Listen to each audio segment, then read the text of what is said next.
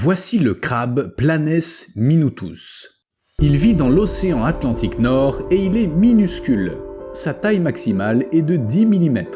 Naturellement, compte tenu de ses dimensions, ce crabe ne peut pas nager pendant bien longtemps. Il ne peut se déplacer que pendant 45 minutes dans une eau à 28 degrés Celsius. Après, il se noie. Notre crabe a donc dû trouver un moyen de transport et il a décidé de faire du stop. Tout ce qui flotte peut servir d'abri au crabe Planes minutus. Bois, coques de bateau, débris de plastique et même tortues de mer. Cette dernière option est particulièrement intéressante car les crabes se cachent dans une petite zone située entre la queue et la carapace de la tortue. On a observé que 80% des tortues de mer kawan ont de tels hôtes. Mais est-ce que c'est normal pour ces tortues d'avoir des crabes sous la queue? Je veux dire, ça doit les déranger. Il vaudrait peut-être mieux enlever les crabes de là? Eh bien non. On croyait autrefois que les crabes se nourrissaient des excréments de tortues, mais les scientifiques sont désormais certains que ces minuscules crustacés jouent le rôle de nettoyeurs.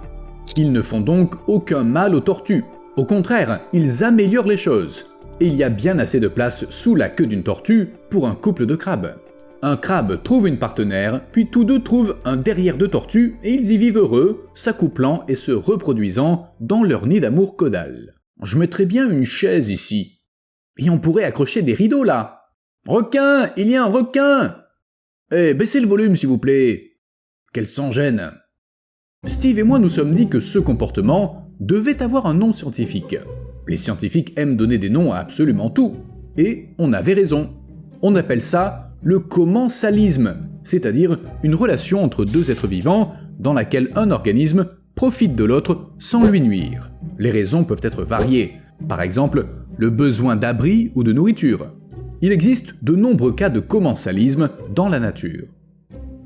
Et pour une certaine raison, c'est souvent lié au postérieur. Par exemple, les poissons Carapidae, dont le corps est très fin et dépourvu d'écailles, s'introduisent souvent dans les cavités corporelles d'invertébrés tels que les palourdes, les huîtres et les étoiles de mer. Certains vivent même exclusivement dans l'anus des concombres de mer. Dès qu'un poisson repère un concombre de mer, il cherche son anus. C'est pas difficile, il suffit de suivre le courant d'eau expulsé. Après l'avoir trouvé, le poisson y pénètre et il n'en ressort plus. Le plus souvent, il y a un poisson par concombre de mer, rarement plus. Mais en 1977, un chercheur est tombé sur une auberge entière. 15 poissons dans le même pauvre concombre. 15. Dur. Quoique, on ne sait pas vraiment ce que ressentent les concombres de mer lorsqu'un poisson décide de les utiliser comme abri. Enfin, ils n'ont pas l'air enchantés. Évidemment, les concombres de mer peuvent pas exprimer leur mécontentement. Ils n'ont tout simplement pas d'organe vocal. Mais on sait que parfois, il leur arrive de bloquer leur anus afin que personne n'y pénètre, bien que ça les oblige à retenir leur respiration. Ainsi, les poissons se faufilent simplement à la base du trou et attendent que le concombre de mer prenne sa respiration, puis ils pénètrent tranquillement à l'intérieur. Mais le plus intéressant, c'est que certains concombres sont toxiques, c'est leur façon de repousser les prédateurs. La plupart d'entre eux évitent de manger des créatures qui risquent de les empoisonner. Mais les toxines sont inefficaces contre les Carapidae. Ces poissons y sont immunisés, sûrement grâce au mucus qui recouvre leur corps. En bref, s'ils repèrent un concombre de mer inoccupé, ils s'y introduisent, et rien ne les arrêtera. Comparé à ce comportement, les pique-bœufs qui dorment sous les aisselles des girafes sont plutôt civilisés. En fait, on sait depuis longtemps que les oiseaux aiment s'asseoir sur les grands mammifères africains pendant la journée. Buffles, girafes, élans, tous les animaux font l'affaire, du moment qu'il y a assez de savoureux parasites comme des tiques dans leur pelage.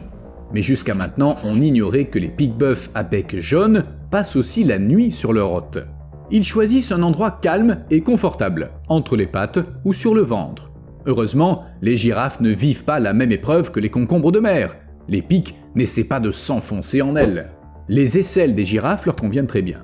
Ils y passent la nuit pour réserver le mammifère et ne pas devoir chercher chaque jour un nouvel animal pour casser la croûte. Passer la nuit sur la girafe qu'ils ont choisie est la stratégie parfaite.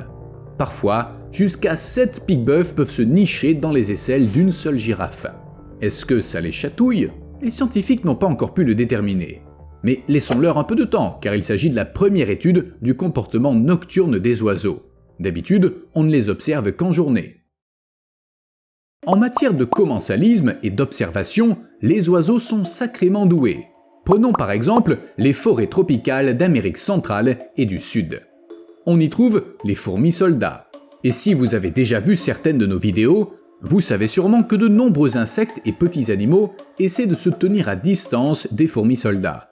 Ainsi, dès qu'elles sortent, leur proie potentielle se dépêche de s'écarter du chemin. Les oiseaux l'ont remarqué et ils ont vite compris qu'en suivant les fourmis soldats, ils pouvaient trouver beaucoup de nourriture. Et certaines espèces d'oiseaux emploient cette stratégie depuis très longtemps. Après des millions d'années d'évolution, ils se sont tellement habitués à manger à côté des fourmis soldats qu'ils ont perdu la capacité de se procurer de la nourriture d'une autre manière. Et c'est très intéressant, car il arrive que les fourmis tuent les oiseaux qui les utilisent pour trouver de la nourriture. Les fourmis se moquent bien de savoir qui elles mangent.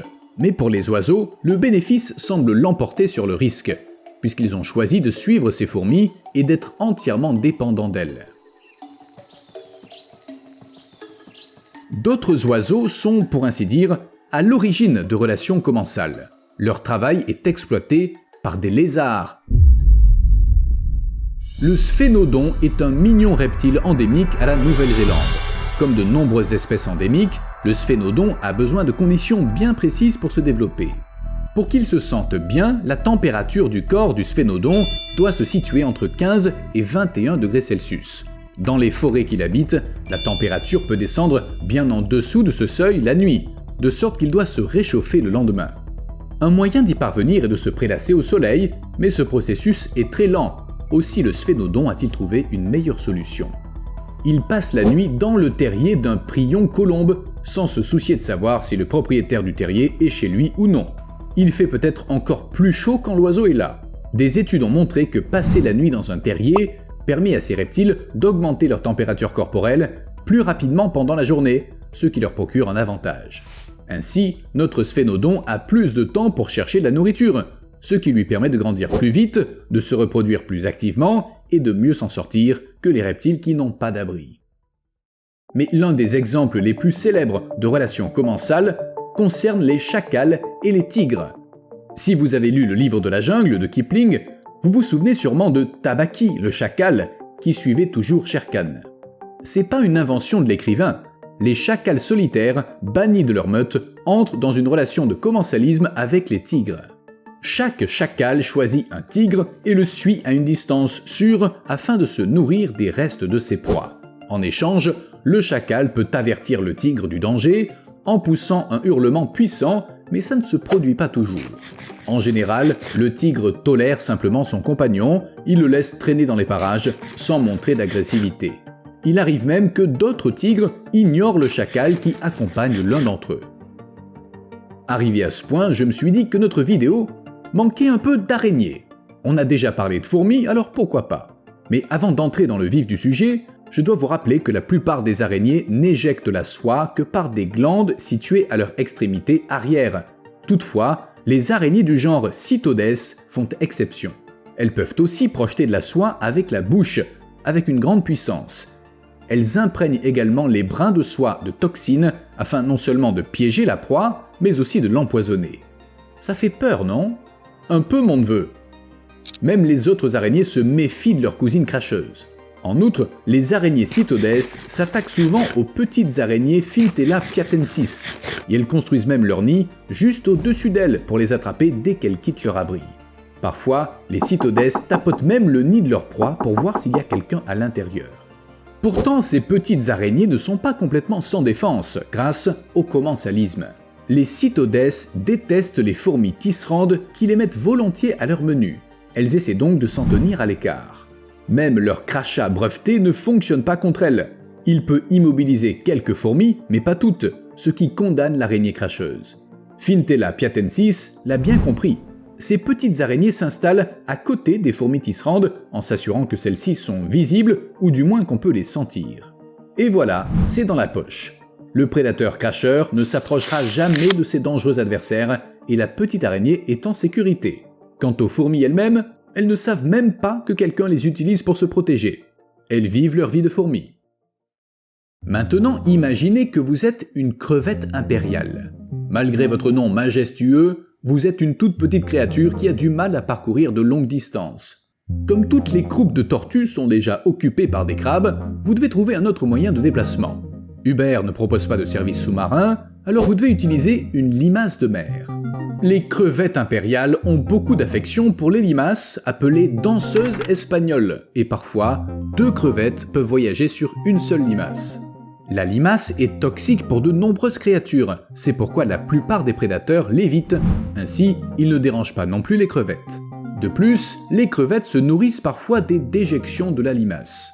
On peut dire que le repas est inclus dans le prix du voyage. Une crevette peut rester longtemps sur sa limace, mais si elle repère un bon coin pour se nourrir, elle quitte le dos de la limace et elle va déjeuner. Lorsque la crevette a l'estomac plein et qu'elle est prête à reprendre la route, elle saute sur le dos d'une autre limace et c'est reparti.